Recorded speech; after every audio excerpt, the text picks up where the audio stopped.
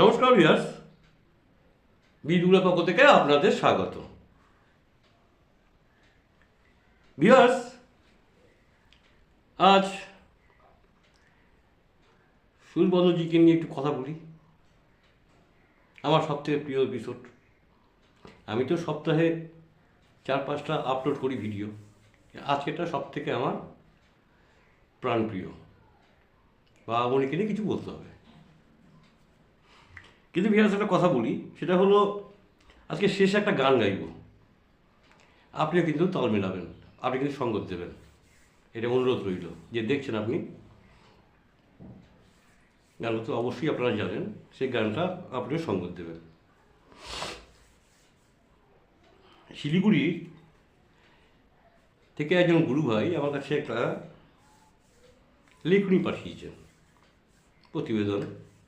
আমি আপনাদের বলেছিলাম না যে আপনারা যে যেখান থেকে পারেন, বা উনিকে কত কাছ থেকে পেয়েছেন, সেই রকম আপনারা আমাকে জানান, আমি প্রচারে নিয়ে আসবো। এটা আমি বলেছিলাম আপনাদের। বা উনিকে কত কাছ থেকে পেয়েছেন, কে কত কাছ থেকে পেয়েছেন, কেমনভাবে দেখেছেন, আপনার উপলব্ধি কী, এগুলো আমার জানার খুব প্রবল ইচ্ছে। যাই হোক, আমার একজন গুরু ভাই দিয়েছেন, যার লেখনী তিনি নেই, তিনি দেহার নেই, উনি দেহত্যাগ করেছেন। কিন্তু ওনার লেখনী এ বিশাল প্রতিবেদন। এত বড় প্রতিবেদন এখানে আলোচনা করা যাবে না, তবে দুই একটা প্যারা আমি নিয়ে আপনার সঙ্গে ডিসকাশন করছি। সেটা হলো ভিউয়ার্স, কি অসাধারণ লেখনী। আমি স্বল্প শিক্ষার লোক, আমি এইসব কী আর বুঝবো, মানে মাথা খারাপ হয়ে যাবে। উচ্চশিক্ষিত লোক এনারা, এটার বাবানি কত কাছে পেয়েছেন। যাই হোক, তো একটু আপনাকে শুনিয়ে দিই আমার এই প্রতিবেদনটা, আলোচনাটা করে নিই, তারপরে গানে কিন্তু শেষে গানে আসবো। উনি লিখেছেন যে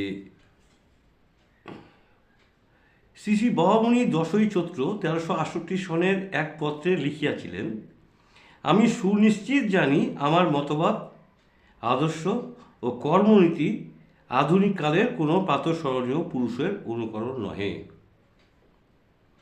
মধ্যযুগের প্রাতঃস্মরণীয় পুরুষগণেরও ইহা অনুসরণ নহে।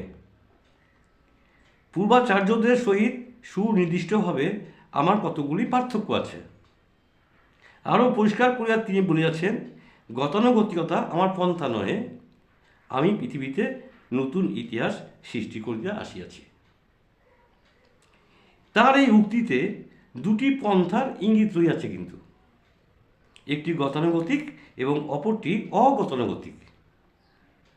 অখণ্ড সংহিতার 20 খণ্ডে তিনি বলিয়াছেন, আমি কোনো নির্দিষ্ট মতের প্রচারক নহি, আমি সব মত এবং সব পথের সৌন্দর্যটুকুর প্রতি অঙ্গুলি হেলন করিয়া দেখাইতে চাই, তারপর যাহার যা গ্রহণীয় গ্রহণ করুন।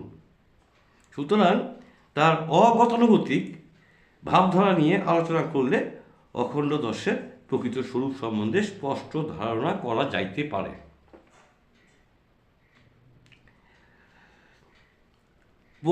পৌরাণিক যুগে মহাকবি বাল্মীকির কঞ্জ মিথুনের বেদনায় বিগলিত হইয়া গাইয়া উঠিয়াছিলেন, মা নিষাদ ইত্যাদি রচিত হইয়াছিল মহাকাব্য রামায়ণ। তেমনি এই যুগের মহাকবি স্বরূপানন্দ জগতে ক্রমবর্ধমান ভেদ বিসংবাদ, দিন দুঃখীর দুঃখ বেদনা বিচলিত হইয়া প্রায় 70-80 বছর পূর্বে, অর্থাৎ 1943 খ্রিস্টাব্দে 16 পংক্তির একটি সঙ্গীত রচনা করিয়াছিলেন। কি? খণ্ড আজিকে হোক অখণ্ড, অনুপরমাণু মিলিত হোক।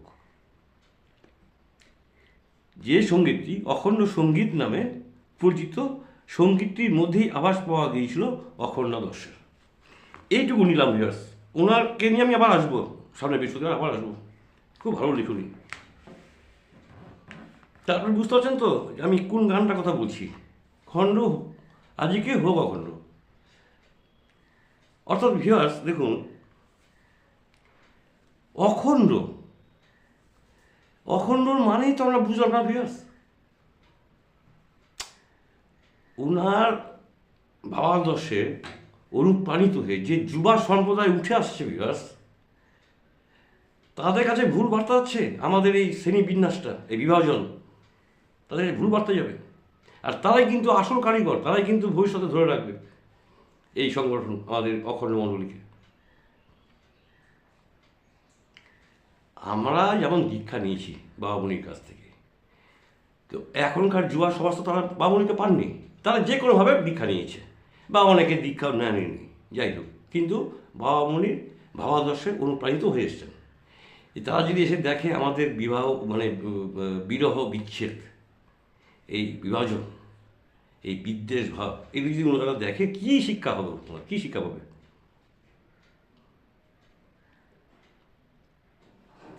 কোথাও তো একটা ভুল হচ্ছে আমাদের। এই যে 24টা খণ্ড আছে অখণ্ড সংহিতা, সেই 24টা খণ্ড যদি পড়া যায় ভালোভাবে, আর গুরু গ্রন্থটি যদি পড়া যায় বাবামণির, তাহলে সব পরিষ্কার, আমাদের এই বিভাজন থাকার কথা নয়। উনি সহস্রাধিক বই লিখেছেন, অজস্র বই, এত বই তো কারো পক্ষেই সম্ভব হয়তো হবে না, কিন্তু এই অখণ্ড সংহিতার 24টা খণ্ড আর এই গুরু গ্রন্থটা একটু ভালো করে মন দিয়ে পড়লে তো বোঝা যাবে যে ওনার কী চিন্তাভাবনা, ওনার লক্ষ্য কী ছিল। আমি পরবর্তীতে আসবো, এই লেখাটা নিয়ে আমি আবার আসবো। কে যদি দুঃখ পান, তাকে আঘাত করার জন্য আমি আসবো না, আমি আসবো যে ঘটনাটা উনি কীভাবে তুলে ধরছেন দেখুন। বাবামণির লেখনী একদিকে রাখুন, বাবামণির ঊর্ধ্বে তো কেউ নয় ভিয়ার, সেটা তো আমি আর বলছি না, বাবামণির ঊর্ধ্বে তো কেউ, আমাদের লক্ষ্য তো বাবামণি।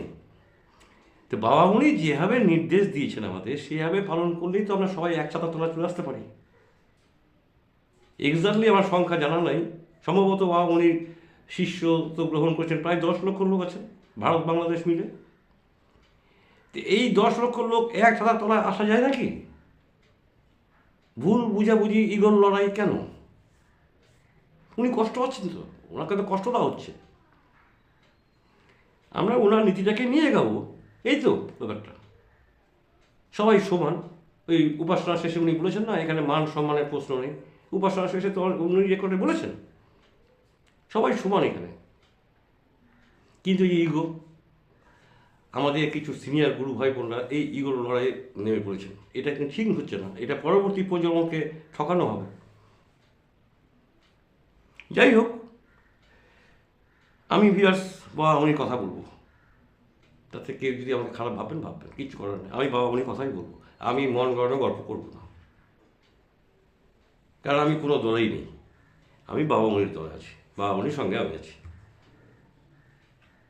এই দলাদলি আমার ভালো লাগে না, আমি রাজনীতি থেকে অনেক দূরে, রাজনীতিটা করি না, এই দলাদলি আমার পছন্দ নয়। আমাদের একটা লক্ষ্য বাবামণির নীতিকেই আমাদের মানতে হবে, তাতে কেউ যদি আমাকে খারাপ ভাববেন। আরও তো একটা ভুল হচ্ছে, সেই ভুলটা সংশোধন করার রাস্তা এখনই। এই যে ক্রাইসিস পিরিয়ড চলছে আমাদের সনাতনী হিন্দুদের, এই যে ক্রাইসিস পিরিয়ড, এখন যদি আমরা এক না হই, কবে এক হবো? যাই হোক, আজকে আর কথা বাড়াবো না ভিউয়ার্স, গানটা একটু করি, আপনারাও করুন, ভালো লাগবে। গুরুদেবের চরণে 100 কোটি প্রণাম জানাই, আপনাদের জন্য বুক ভরা ভালোবাসা রইল, শুভেচ্ছা রইল। এবার গানে ঢুকছি, গানের পরে আমি আর কথা বলবো না, গানটি গিয়ে শেষ করব, আপনার সঙ্গে থাকুন।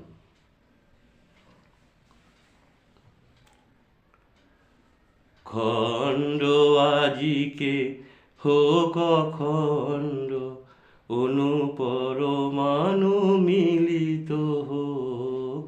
খণ্ড আজিকে হোক অখণ্ড, অনুপরমাণু মিলিত হোক। ব্যথিত প্রথিত দুঃখী দিনেরা, ব্যথিত প্রথিত দুঃখী দিনেরা, ভুলুক বেদনা ভুলুক শোক। খণ্ড আজিকে হোক অখণ্ড, অনুপরমাণু মিলিত হোক। ছোট বড় সব এক হয়ে যাক, প্রাণে প্রাণে হোক নব অনুরাগ, জীবে জীবে হোক প্রেম বন্ধন, জীবে জীবে হোক প্রেম বন্ধন, সৃষ্ট হোক আনন্দলোক। খণ্ড আজিকে হোক অখণ্ড, অনু পরমাণু মিলিত হোক। খণ্ড আজিকে হোক অখণ্ড, অনু পরমাণু মিলিত হোক। দূরে থাকায় আর চলিবে না, জগতের কাছে আছে দেনা। জনমে জনমে প্রাণ বলি দিয়া, জনমে জনমে প্রাণ বলি দিয়া, ফুটুক নয়নে বিমলালোক।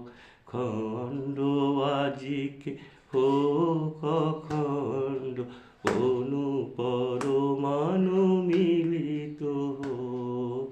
খণ্ড আজিকে হোক অখণ্ড, অনু পরমাণু মিলিত হোক।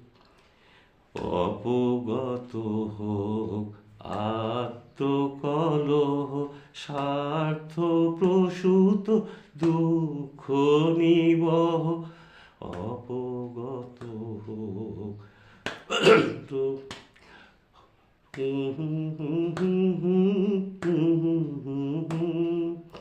শরণ্য হোক ত্যাগের মন্ত্র, শরণ্য হোক ত্যাগের মন্ত্র। ত্যাগী অমৃত নহে ভোগ, খণ্ড আজিকে হোক অখণ্ড, অনু পরমাণু মিলিত হোক। ব্যথিত প্রথিত দুঃখী দিনেরা, ব্যথিত প্রথিত দুঃখী দিনেরা, ভুলুক বেদনা ভুলুক শোক। খণ্ড আজিকে হোক অখণ্ড, অনু পরমাণু মিলিত হোক। অনু পরমাণু মিলিত হোক, অনু পরমাণু মিলিত হোক।